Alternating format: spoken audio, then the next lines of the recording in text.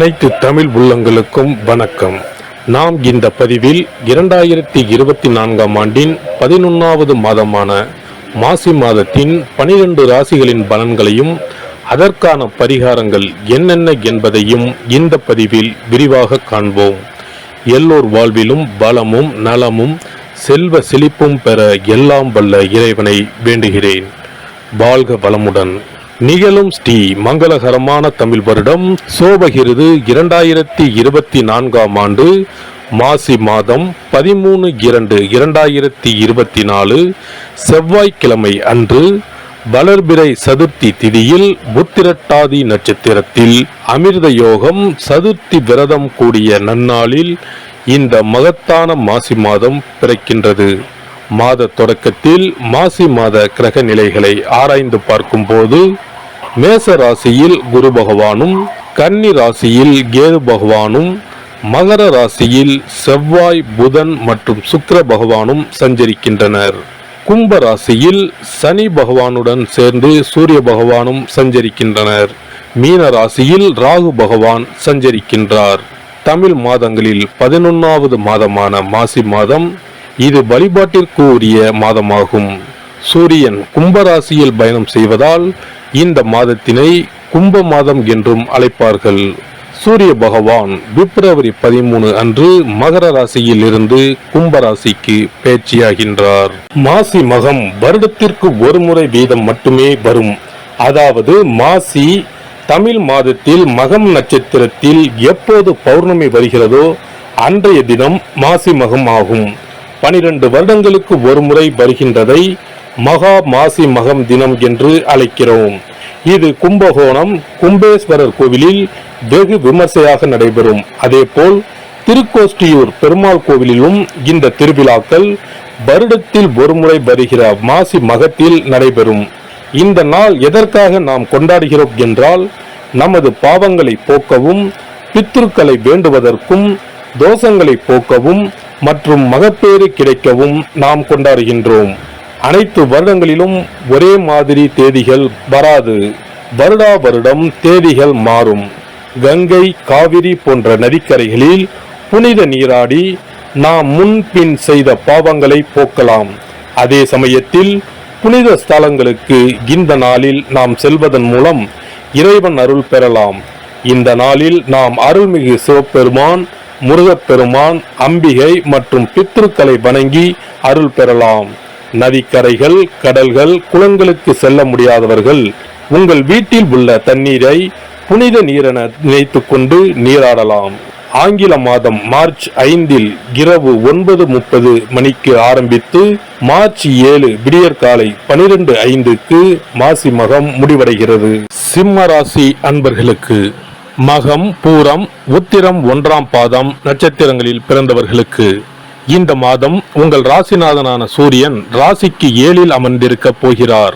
அதன் பிறகு 8ஆம் இடத்திற்கு வந்து நிற்கப் போகிறார். யோகாதிபதியான செவ்வாய் கிரகம் பலமான அமைப்பில் நகர்கிறது. இதனால் அனைத்து நன்மைகளும் பண வசதி திருப்திகளும் நடந்தேறும். உங்கள் ராசிக்கு 2 கேது, 8 ராகு என்ற அமைப்புதான் சற்று குளறுபடியான அமைப்பு. தக்க வழிபாடுகளை செய்ய நிவர்த்தி கிடைக்கும்.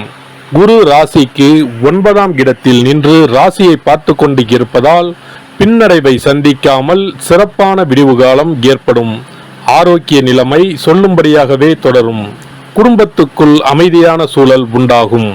பணம், காசு வரவுகளுக்கு பற்றாக்குறை ஏற்படாது. சேமிப்பு உயரும். வாழ்க்கை துணைவுடனான பனிப்போர் போராட்டங்கள் தீர்வுக்கு வரும். உத்தியோக நிலைமை மாதம் தொடங்கி 6 தினம் கடந்த பிறகு திருப்திகளை தரும். தொழில் வியாபார விஷயங்களில் திட்டங்கள் லாபத்தோடு நகரும்.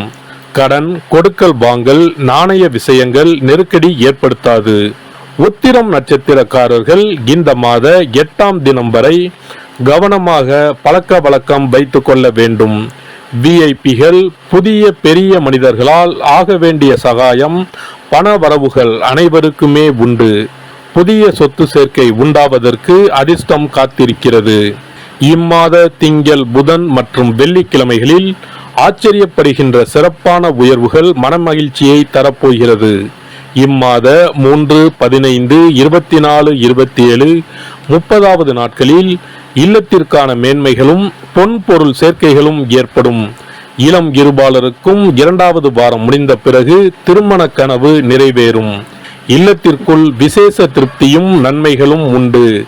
அயல்தேச அயலூர் கல்விக்கான உதவி ஒத்துழைப்புகள் கிடைக்கும். பெரிய நிலபுலன்களை வாங்கிவிட தயாராக இருப்பீர்கள். போட்டி பொறாமைகளும் விலகி வெளிச்சப்பாதை உண்டாகும். வியாபாரிகளுக்கு சென்ற மாதம் ஏற்பட்ட நன்மைகளை இம்மாதமும் எதிர்பார்க்கலாம். சனி பகவான் தொடர்ந்து உங்களுக்கு ஆதரவாக சஞ்சரிக்கிறார். தொழிலை அபிவிருத்தி செய்வதற்கு ஏற்ற மாதம் இது இப்போது அமைந்துள்ளது. பிரசித்தி பெற்ற வெளிநாட்டு நிறுவனம் ஒன்றுடன் தொழில் அபிவிருத்தி திட்டங்கள் கையெழுத்தாகும். கலைஞர்களுக்கு, சினிமா துறையினருக்கு மிகவும் அனுகூலமான மாதம் இது. லாபகரமான மாதமாகும். புதிய வாய்ப்புகள் வருமானத்தை உயர்த்தும். திரைப்பட இயக்குநர்களுக்கு பாராட்டுதல் கிடைப்பது உற்சாகத்தை அளிக்கும். அரசியல்வாதிகளுக்கு கட்சியில் உங்கள் பலம் அதிகரிக்கும். உயர்மட்ட தலைவர்களின் ஆதரவு உற்சாகத்தை தரும். வரவுள்ள தேர்தல்களில் நின்றால் வெற்றி பெறுவது நிச்சயம். அதன் மூலம் புதிய வாய்ப்புகள் கிடைப்பதும் இம்மாத கிரக நிலைகள் உங்களுக்கு அளிக்கவிருக்கும் நன்மைகளில் சிலவாகும். மாணவர்களுக்கு படிக்க உட்கார்ந்தால் சோர்வு தலை தூக்கும். பாடங்களில் மனம் படிவது கடினமாகும். சில தருணங்களில் தவறான எண்ணங்கள் மனதை பாதிக்கும். விவசாயிகளுக்கு சென்ற மாதம் ஏற்பட்ட அனைத்து நன்மைகளும் இம்மாதமும் நீடிக்கும். அரசாங்க ஆதரவு தேடி வரும். பயிர்கள் செழித்து வளரும். கால்நடைகள் அபிவிருத்தி அடையும். பரிகாரம்: இம்மாத பிரதி செவ்வாய்க்கிழமை யமகண்ட வேளைகளில் ஸ்ரீ காளி தேவிக்கு அபிஷேக ஆராதனை செய்து வழிபட்டு கொள்ளவும். சிறப்பு பரிகாரங்கள்: வருமானத்தை பெருக்குவதற்கு வருமானம் வந்ததும் அல்லது சம்பளம் வாங்கியதும் அந்த தொகையில் 1% தொகையை தனியாக எடுத்து வைத்து விடுங்கள். அந்த பணத்தில் பாலால் செய்த இனிப்பு வகைகள் வாயில் போட்டாலே தித்திப்புடன் எளிதில் கரைந்து வாயிற்குள் போய்விடக்கூடிய இனிப்பு வகைகளை வாங்கி ஆதரவற்றோர், சாலையோர பணியாளர்கள், தூய்மை பணி செய்வோர், ஆதரவற்ற நிலையில் வறுமையில் வாடும் குழந்தைகள் மற்றும் தொழிலாளர்களுக்கு கொடுங்கள். மகிழ்ச்சியுடன் உங்கள் கைகளால் இனிப்புகளை கொடுங்கள். இப்படி செய்வதால் சனி சுக்கிர யோகம் உண்டாகும். இதனால் வருமானம் பெருகுவதுடன் கையில் பணம் சேர்ந்து கொண்டே இருக்கும். வருமானத்திற்கு தடையோ பஞ்சமோ வராது.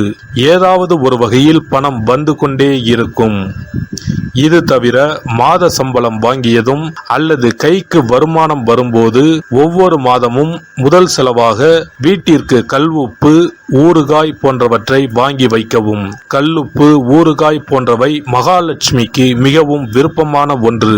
இந்த பொருட்கள் வீட்டில் இருந்தால் மகாலட்சுமியின் அருள் வீட்டில் இருந்து கொண்டே இருக்கும். எந்த காரணத்திற்காகவும் இந்த பொருட்களை தானமாகவோ கடனாகவோ கொடுக்க கூடாது. தினமும் வீட்டை சுத்தம் செய்து அதிகாலையில் நீராடி வீட்டில் உள்ள மகாலட்சுமியின் படத்திற்கு முன் அமர்ந்து ஓம் யம் ஓம் அங் சிவாய நம, சவ்வும் நம சிவாய நம, ஸ்ரீயும் நம சிவாய நம, அங் உங் வங் சிவாய நம என்ற மந்திரத்தை சொல்ல வேண்டும். இந்த மந்திரத்தை தினமும் சொல்லி வந்தால் பணம் வீணாக விரயமாகாமல் பணம் சேர்ந்து கொண்டே இருக்கும். வாழ்க வளமுடன். இந்த வீடியோ உங்களுக்கு பிடிச்சிருந்தா லைக் பண்ணுங்க, ஷேர் பண்ணுங்க அண்ட் சப்ஸ்கிரைப் பண்ணுங்க. பக்கத்துல இருக்க பெல் ஐகானை கிளிக் பண்ணுங்க. நன்றி, வணக்கம், வாழ்க வளமுடன்.